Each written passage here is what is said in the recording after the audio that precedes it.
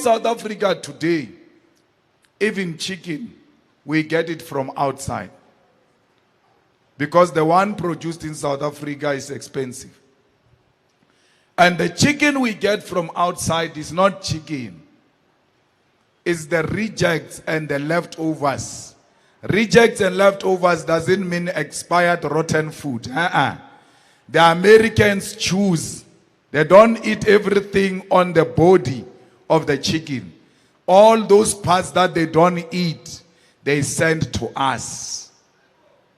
So they don't like things like wings. There are people of a breast and things like that. The rest, they put it there, and then they come to South Africa. Those are rejects of America. So we become a dumping area because they are rejects, which ordinarily they would have thrown them away and not make money out of them. Now they send them to us and make as little money as possible. Whatever amount of money they can make, it's okay, because anyway, we're going to throw it away. That's why they come and sell it cheap here. But the producer of chicken here cannot afford to sell it cheap.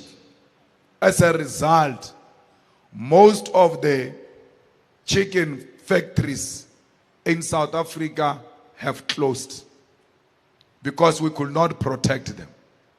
And then we come back and say there are no jobs. So all you need is a decisive leadership.